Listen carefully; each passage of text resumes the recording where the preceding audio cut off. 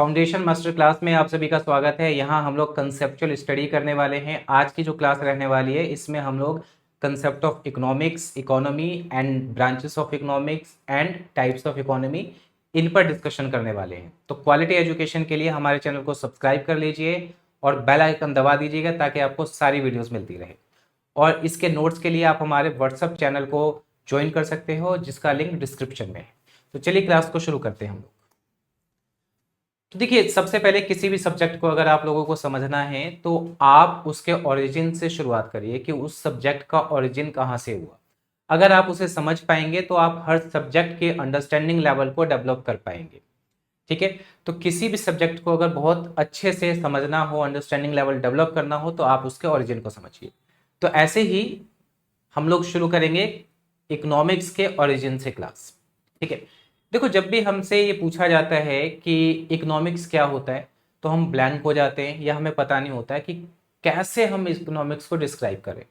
तो अगर इसे हमें डिस्क्राइब करना है तो ओरिजिन को समझना पड़ेगा। तो देखिए क्या है कि इकोनॉमिक्स का जो ओरिजिन हुआ है वो एक ग्रीक वर्ड से हुआ है। ठीक है, अब कुछ किताबों में अलग अलग ये वर्ड हो सकते हैं।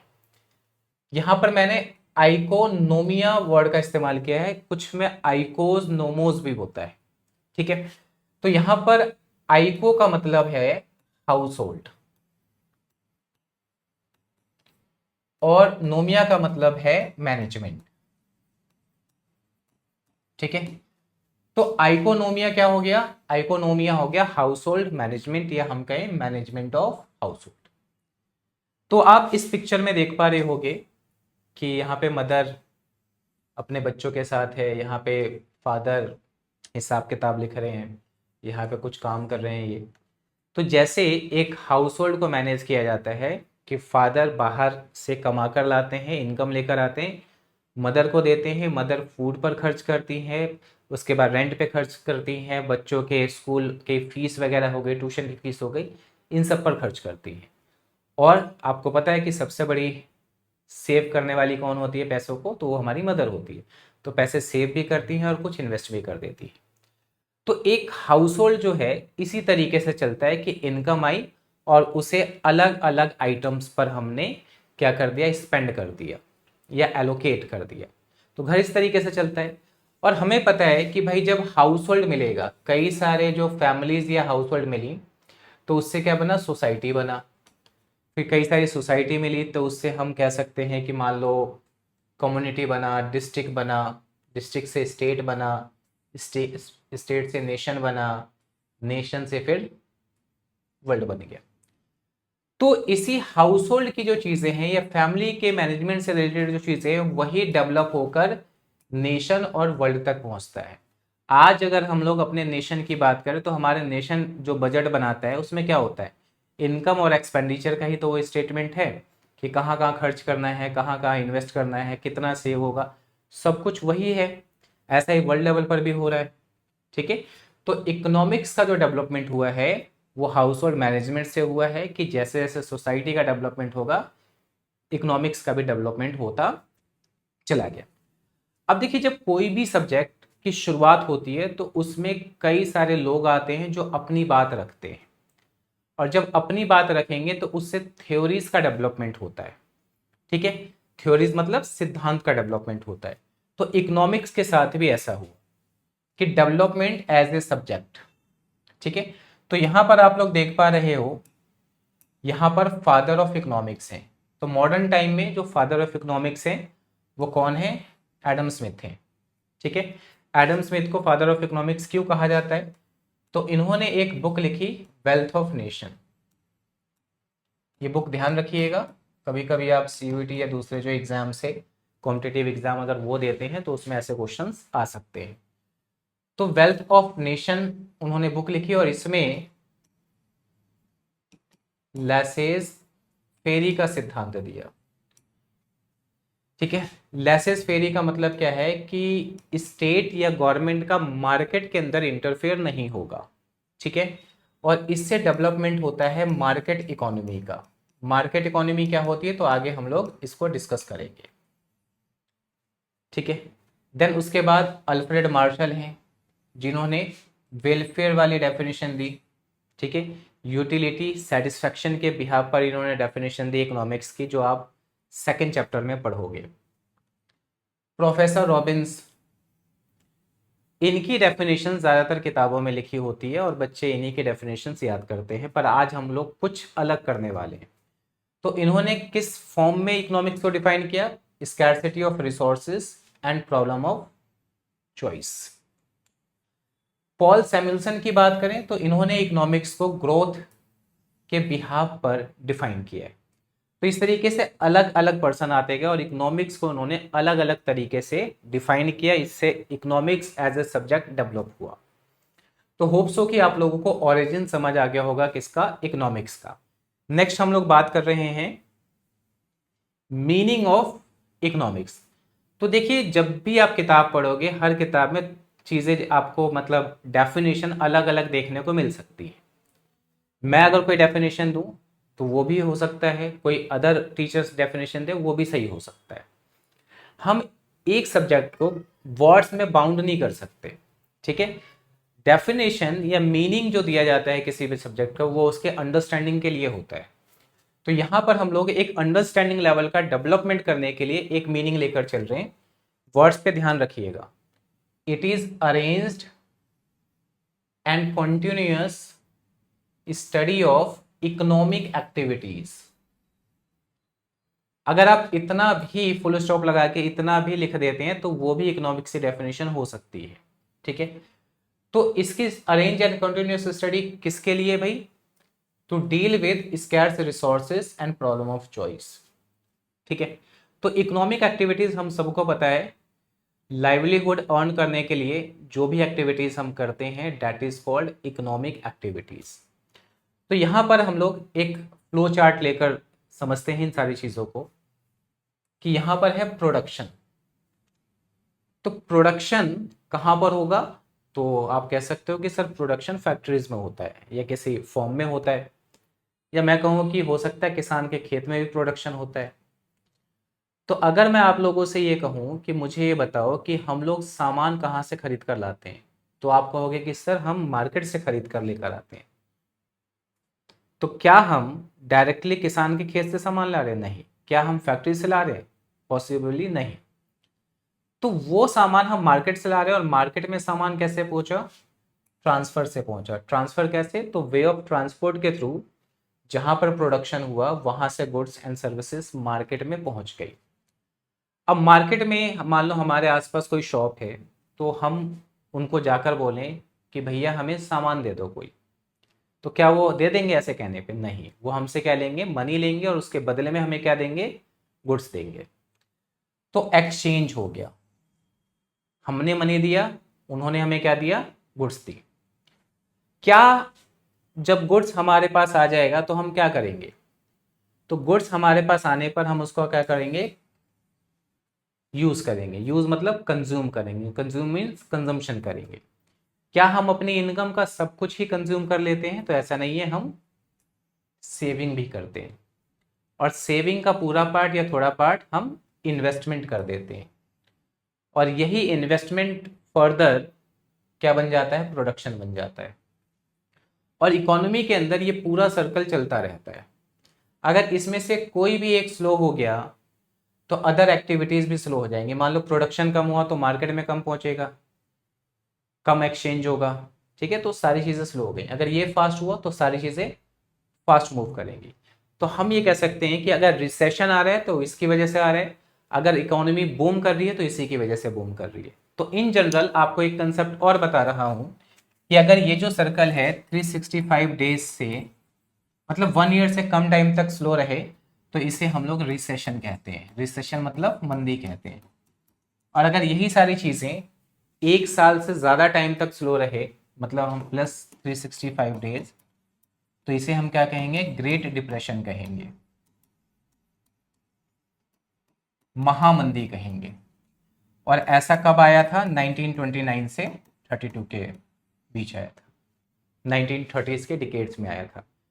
तो होप्स हो कि आप लोगों को इकोनॉमिक्स का मतलब समझ आ गया होगा, ठीक है। अब मैं आपको क्या समझाने वाला हूं? इकोनॉमी समझा रहा हूं। तो आप लोग मुझे कमेंट में बता दो कि आपके अकॉर्डिंग इकोनॉमी क्या होती है।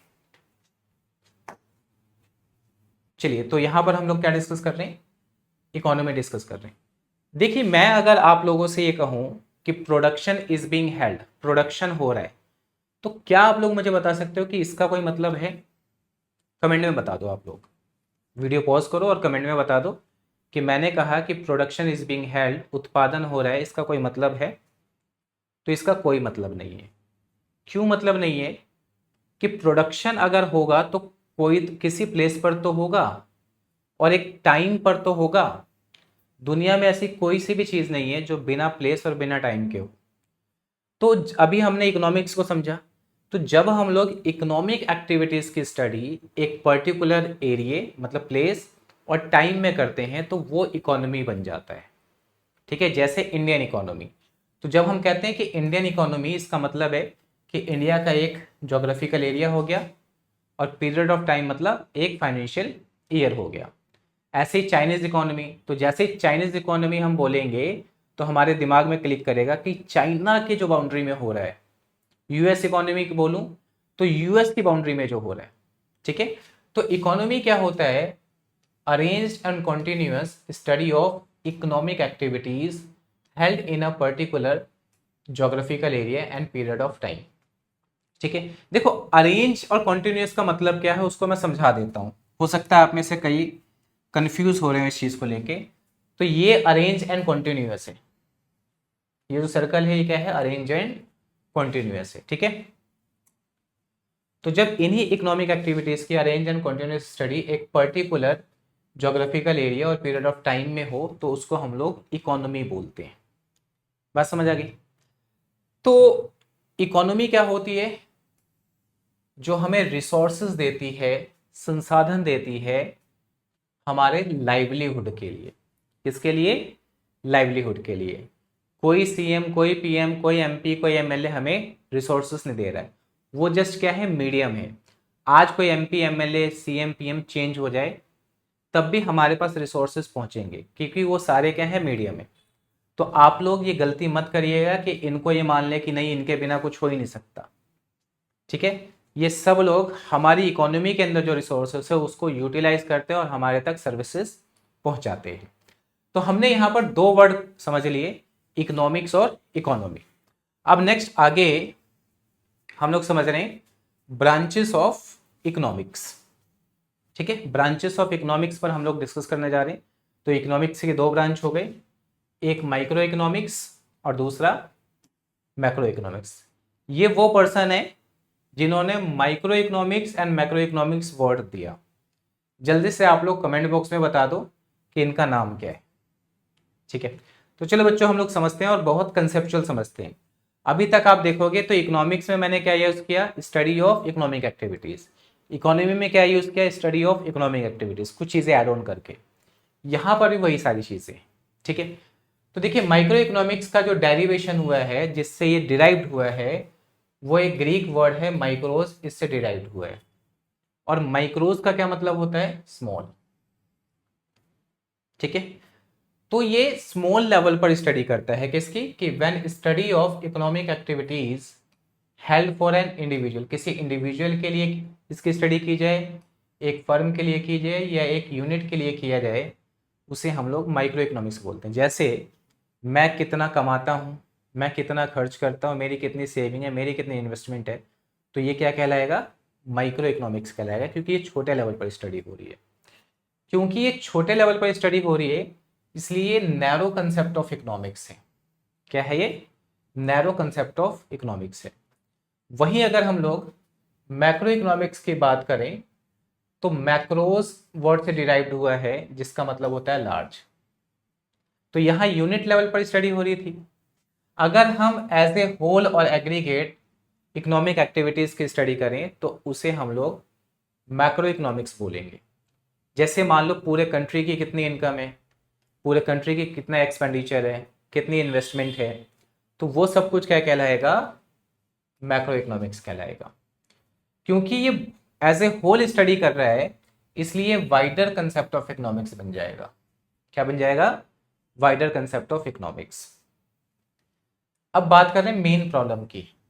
देखिए जनरली हमारे घर में हमारे पेरेंट्स ज़्यादातर किस चीज़ को लेकर बात करते हैं? तो वो कहते हैं कि भाई 500 रुपये लेकर गए थे, 2 सब्जी आई है, पेट्रोल के दाम आसमान छू रहे हैं, ठीक है, तुम लोग थोड़ा गाड़ी कम चलाओ, इस तरीके की बात करते हैं। तो जो माइक्रो इकोनॉमिक्स है, इसकी जो मेन प्रॉब्लम है वो है डिटर्मिनेशन ऑफ प्राइस।